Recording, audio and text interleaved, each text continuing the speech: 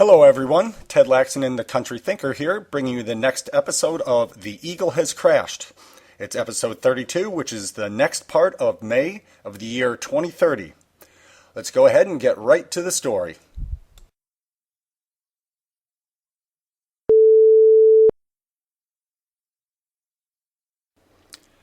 Seven pickup trucks bounced down a pothole-ridden street filled with crates of produce. They came to a halt in front of Grace Mercer's apartment house, and the lead driver looked to the house on the opposite side of the street. A young man in a white tank top stood at the top of the porch steps holding a shotgun. Mercer walked out through the front door of the apartment house and clumped down the wooden front steps.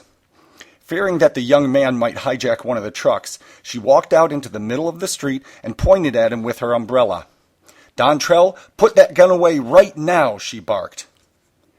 "Them trucks has got an awful lot of food," he said, shaking his head. "Yes, and these good folks from the country are going to share it with us," she responded. "Now you come down with us to the Oak Street Church, give your gun to Reverend Watkins, and pray to God with me. Do that, and you can have some of it." The young man stood with a puzzled look on his face. "You ready to roll, Grace?" the driver asked. "We're kind of a sitting duck here." Mercer walked around to the passenger side of the rusty red truck and climbed in. "Bless you folks." "And bless you too, Grace. You got a lot of courage." "The courage ain't mine. God give it to me." The old man in overalls reached over and grasped her hand. "Amen to that, Grace. Amen to that."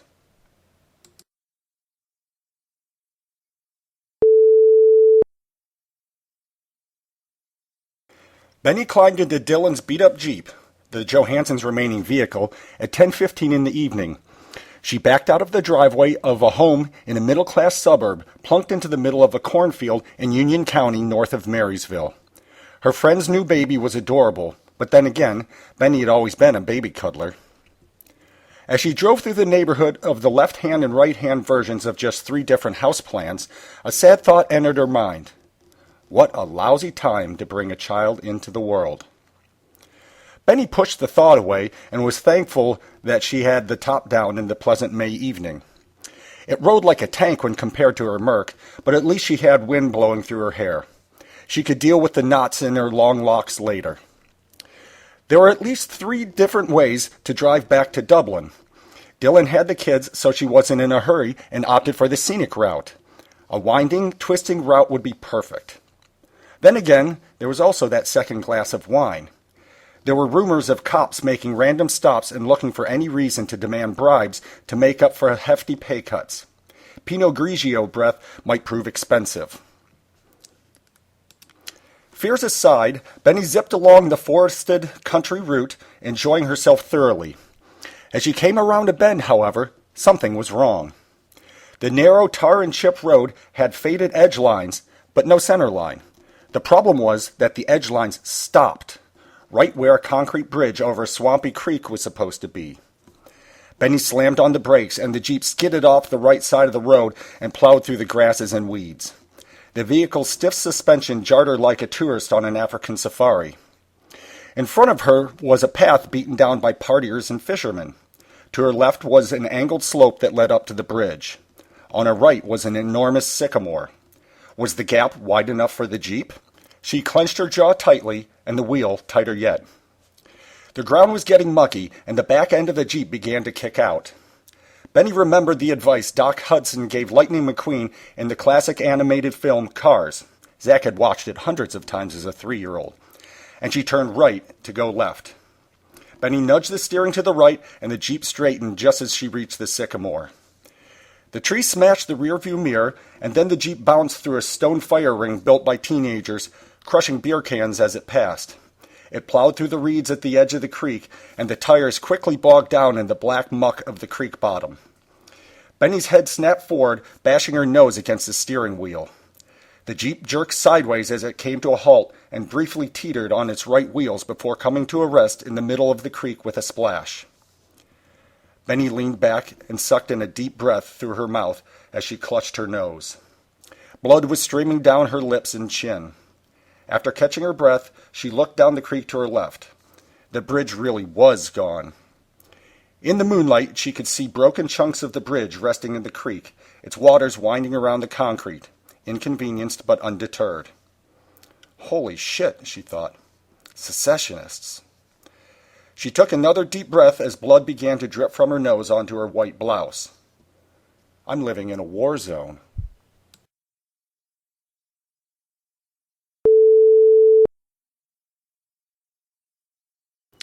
President Maynard had a big smile on his face as he swished into the broad hallway that led back to the White House bedrooms. He stopped when he saw staff members stacking boxes and trunks in the corridor. Amy Maynard was giving orders with her hands when she saw her husband. "Okay, everyone, take 5, she said, while I have a word with the president. Alone." The uniformed staff members nodded and filed out past the president without meeting his eyes. "What's going on here, Amy?" he demanded as the First Lady circuited the hallway and closed all the doors. Once quarantined, she stomped to the president and stared into his blue eyes with her jaw clenched. Amy Maynard had a fiery temper that was refined through years as a commercial litigator, giving her a presence that far exceeded her petite Korean figure. She reared back and slapped him across the cheek.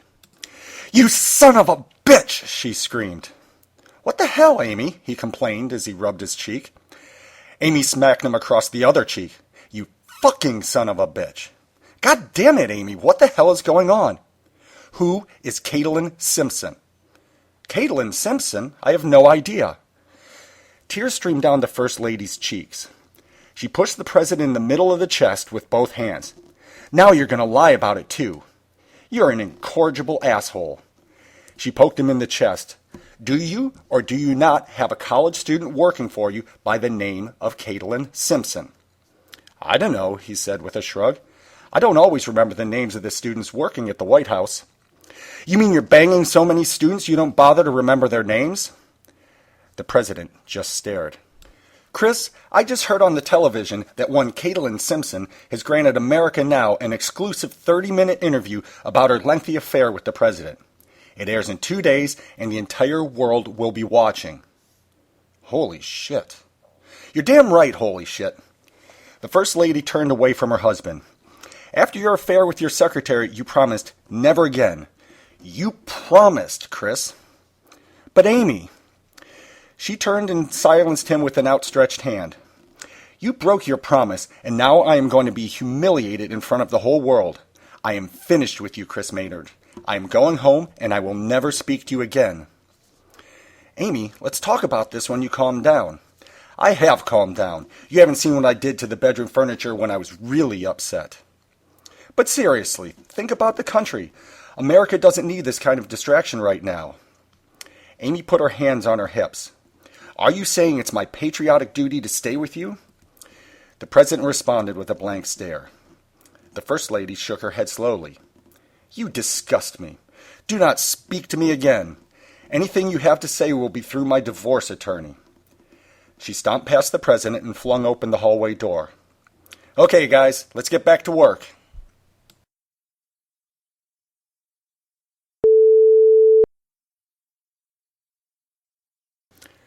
It had been a week since the America Now network had televised the Katie Simpson interview. The president leaned back in his office chair with his feet on the desk and scanned a printout of the most recent public approval numbers. Strongly approve, 3%. Approve, 11%. Disapprove, 32%. Strongly disapprove, 54%. Maynard tossed the paper onto the desk and looked up at Chief of Staff Pirelli.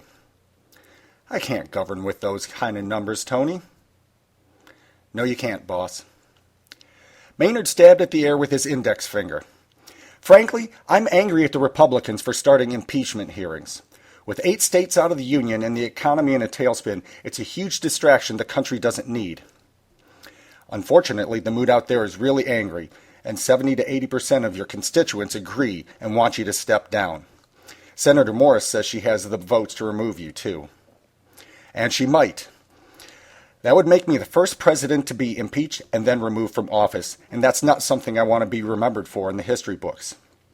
With so many challenges facing America, I can't put the country through the weeks-long process to get to that final vote. He rubbed his eyes. In good conscience, I cannot put my country through that. That's very honorable of you, Chris. The president sighed. I can't believe my presidency got derailed by a goddamn college student. Pirelli did not respond. You know, Tony, if times were better and Amy hadn't blown up on me, I probably could have ridden through this thing. Maybe so. The president stood up, walked to Pirelli, and patted him on the shoulder. It's been a good ride, Tony. Maynard ran his hands through his graying hair and exhaled noisily through pursed lips. Get the vice president on the line and let's get the transition started. I want this over as quickly as possible.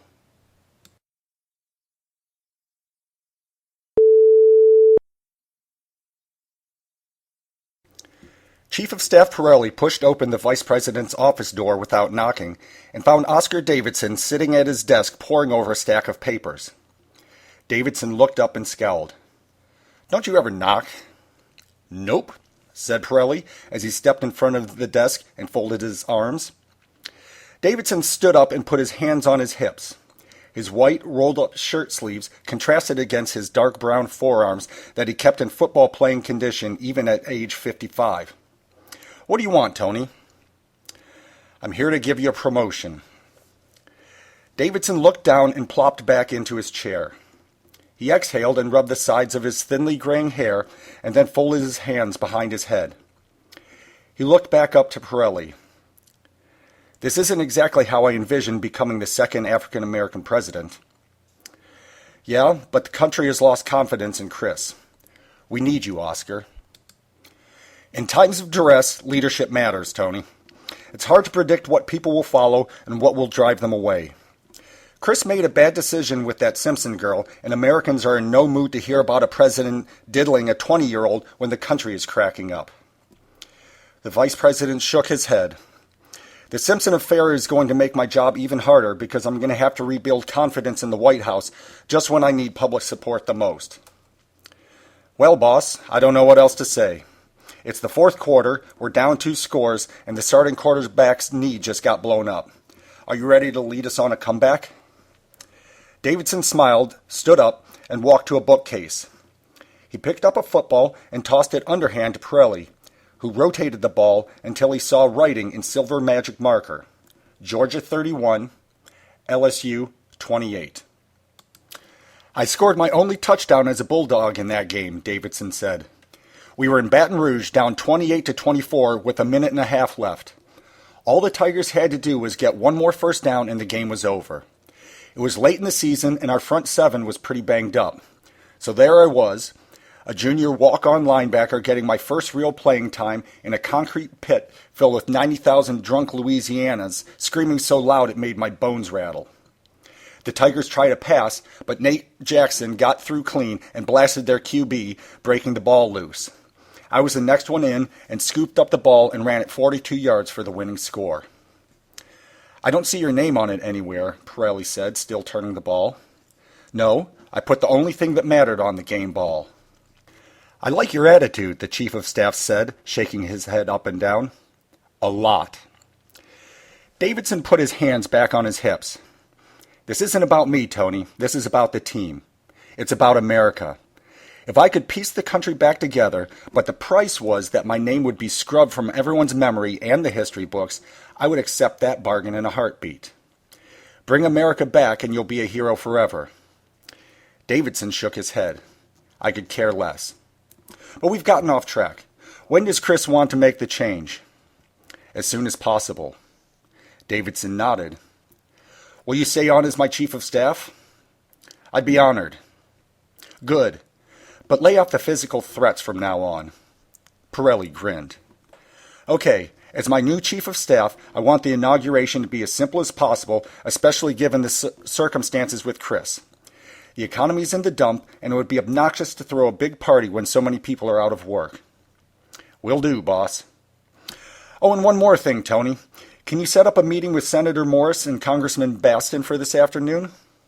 Pirelli scowled. The Republican leadership? Absolutely. We need all hands on deck to turn this ship around. There are a lot of people in the stands rooting against us right now, and I want to make sure the Republicans are in the trenches with us. Am I clear? Absolutely.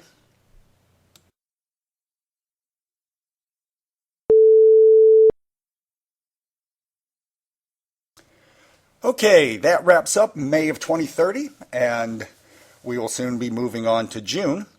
If you're enjoying this story, as always, the book can be purchased at clearpeakpress.com, Amazon, Barnes & Noble, Smashwords, the iTunes Store, the Sony Store, and other retailers.